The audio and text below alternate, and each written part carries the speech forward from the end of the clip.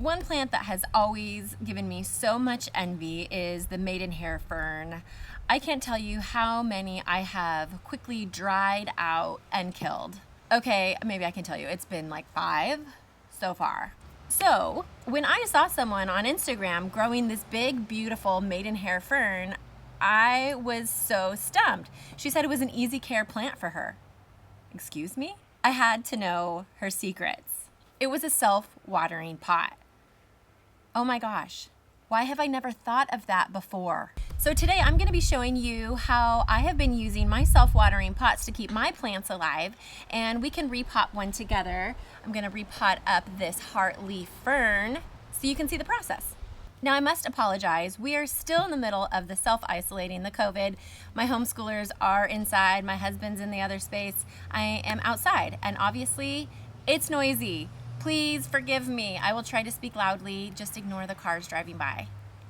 But before we go any further, why not hit that red subscribe button down there? It's red, it's beautiful, it's gonna make you feel good to subscribe, and it's gonna get you quick access to my videos on Fridays, and if you ring that bell, you'll get notification. Free plant tips coming straight at you to your inbox. Who doesn't want that? Go ahead and subscribe below. So we're gonna do the old switcheroo and put this heartleaf fern into a self-watering pot. Now, if you've ever seen a proper heartleaf fern, you would know that this one is suffering significantly. I let this one dry out maybe once or twice, maybe 3 times. And since its friend, this Maidenhair, yeah, I did it again. I am going back for another round of Maidenhairs. It has done so well in the self-watering pot that I thought, why not try to convert this bad boy, to save it? I think they're so cute and I would hate to lose it. So kind of in a last-ditch effort, I am gonna put it in a self-watering pot so that it has a better chance of survival. Do you have ferns? Are you keeping them alive? What is your secret besides watering them every second of the day? Let me know in the comments below. Let me know if you are using self-watering pots. Am I the last to this party? I am pretty excited about it. Let me know in the comments below. As you likely know, ferns want consistently moist soil and humid environment if possible. They also like bright indirect light. That's probably not in the cards for this one as it's sitting in my bathroom, but I'm hopeful that putting it in a self-watering pot is going to give it just a little bit more help. The self-watering pots work on capillary action, which just means that as the plant wicks up water from the soil then wicks up water from the reservoir that the plant is sitting in.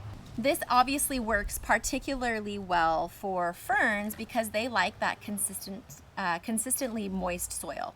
Now, before I go a little too far here, I'm going to show you which kind of self-watering pot I'm using. There's basically 3 pieces to it. This here is kind of like the water meter. It tells you what level the water is. This is the base, or excuse me, the container that the plant is going to be planted in. And then this is the reservoir. So the plant will be planted in here. You can see there's lots of holes.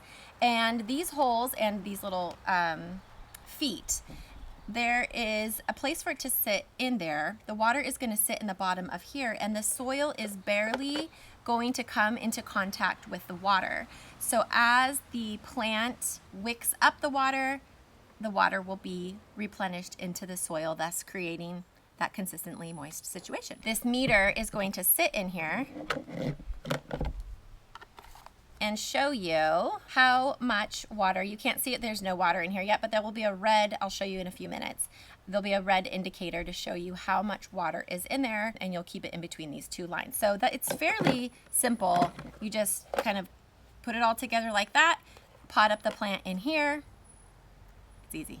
Now, the instructions say to remove as much of the original soil as you can. If you can't get a lot off, it's okay. The roots are just really thin and you don't want to bust them up too much. So I'm just gently removing some of the soil off the bottom. And they want you to do this because the recommendation is that you use a soil that is highly water retentive. So they have coir, which they did include in the package, which is nice. And I'll show you the brand that I'm using. I'm definitely not an affiliate. I just happened to order this one online. So I'll show you and I'll link it in the notes below. But they included coir because it's so water retentive. The thing about it though is it does not have any fertilization. So I am going to add a little bit of worm castings before I plant it. All right, that's about all that I want to do. I can tell that I've lost a little bit of roots in the bottom, and I don't want to beat it up too much because it's already not doing great. Now I'm gonna take this coir, which I have had sitting in some water to loosen it up. They send it in these pucks if you haven't seen it. They're really hard, so you have to loosen them with some water. And I added the worm castings already, so I'm just going to plant this plant up as I normally would.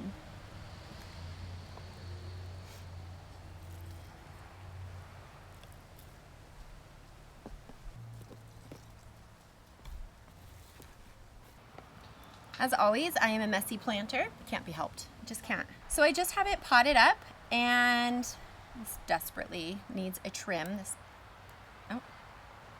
There we have it. So I have it potted up, and so now I'm just going to set it in the reservoir. And it just is gonna sit like so. There's a lot of kind of dirt in it, and it's gonna go down in the reservoir, but I can rinse it out at a later time. If you have a very dry plant, I would at this point water from the top down. Now you want to fully saturate all of the soil before you really start the wicking process. You're just going to water thoroughly until you see the water meter starting to rise, and I hope you'll be able to see that on the camera. Okay, so the water meter is starting to rise. I'm gonna get you a little bit closer. Do you see that red line poking up here? So it's gonna start increasing. I'm just gonna give it a little more water. So I don't know if you can see that, it's steadily rising. So from this point forward, helicopters. From this point forward, you're just going to fill in this little section here, and that goes straight down into the water reservoir. That's not gonna saturate the plant anymore. It's going to allow the water to go straight down so that it touches the soil on the bottom of the plant, in which it can wick the water up. You're gonna wanna watch this for the next couple days because it's going to show, ooh, I went over the max line, that's okay. For the next couple days, you're gonna wanna watch because if your soil was very dry or as your plant gets used to this, it might really take up a lot of water. That's actually what happened with the Maidenhair. I was watering it almost every single day. So after that, I just wanna make clear you don't wanna top water at all after today. You just want to fill up the reservoir because what's going to happen is you could actually drown your plant. If you're top watering and the water has nowhere to go, it's going to be too wet and the plant will essentially drown. It's going to depend on how much light these plants are getting. The more light, the more photosynthesis, the more they're going to use that water in order to complete the photosynthesis cycle. So if they're getting a lot of light, they're probably going to go through more water. So you need to keep an eye on it. The Maidenhair, I have been watering every 2 or 3 days. It's sitting in a medium light situation right now. And so that's quite a bit of water. I'm really impressed. It's not only maintained this nice damp soil, it has maintained this beautiful green foliage. I'm so excited about that. Now I know what you're thinking. You're thinking, what else can I plant in a self-watering pot? Yeah, I know, I've been there. Basically, ferns are gonna be great, but anything that likes that moist soil is gonna do really well. So baby's tears or spike moss, or basically anything that really likes like a humid, wet environment, anything a terrarium plant is gonna love being in a self-watering pot. Now I know with some modifications you can plant other plants in self-watering pots, letting them dry out a couple days in between the waterings. Let me know in the comments below if you are interested in learning about that, and once I get the hang of that, I will do another video. That's it, my friends. Ferns require that nice moist soil, and I just could never quite figure out if I was watering too much or not enough, and this takes out so much of the guesswork, assuming I remember to fill the reservoir.